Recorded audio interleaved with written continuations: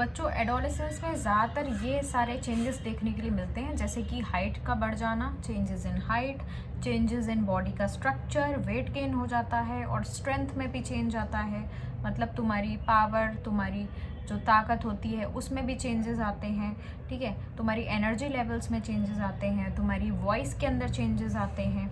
फिर बॉडी के different different locations पर हेयर आना चालू होते हैं, फॉर एग्जांपल फेस पे, अंडर आर्म्स में, प्यूबिक रीजन में। फिर क्योंकि जब फेशियल हेयर आते हैं, मतलब जब फेस पे हेयर्स आते हैं, तो उसकी वजह से पिंपल्स भी आने लगते हैं।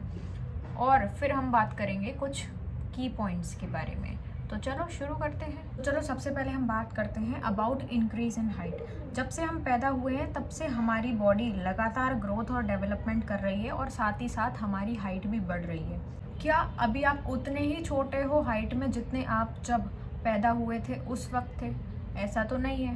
तो इसका मतलब ये है कि जिस दिन से हम पैदा हुए हैं उस दिन से हमारी बॉडी जो है वो डेवलप हो रही है, उसमें ग्रोथ हो रही है और हमारी हाइट भी बढ़ रही है। ठीक है, लेकिन सबसे ज़्यादा जो हाइट नोटिसेबल होती है, सबसे ज़्यादा जो हमें मार्क्ड दिखती है, वो होता है एडोलेसेंस का टाइम। मतलब सबसे ज़्यादा हमें नोटिस होती है कि हमारी हाइट बढ़ रही है, क्योंकि हमें आसपास के लोग भी बोलते हैं, हमें खुद को भी लगता है कि हम पहले से लंबे हो रहे हैं, और वो भी जल्दी।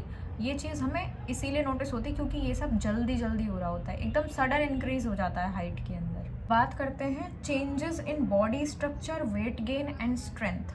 तो बॉडी स्ट्रक्चर का मतलब होता है शरीर की बनावट, शरीर का शेप कैसा है। वेट गेन का मतलब तो तुम्हें समझ आ गया कि वज़न बढ़ता है।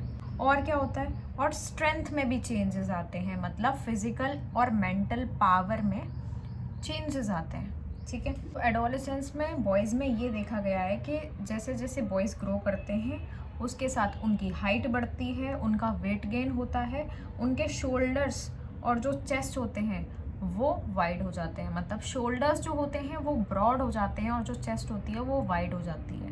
ठीक है, गर्ल्स में क्या चेंजेस आते हैं? गर्ल्स में भी हाइट और वेट दोनों इंक्रीज होता है। जो ब्रेस्ट होते हैं उनका डेवलपमेंट स्टार्ट होता है, और बॉडी में जो शेप होता है, जो गर्ल्स की बॉडी का शेप होता है, वो भी बॉयज़ से अलग हो जाता है, एक अलग शेप होता है। आप इस इमेज में देख सकते हो कि जो गर्ल्स होती है उनकी बॉडी में स्लाइड सा कर्व आ जाता है, जबकि बॉयज़ की बॉडी में ऐसा कोई कर्व नहीं होता है।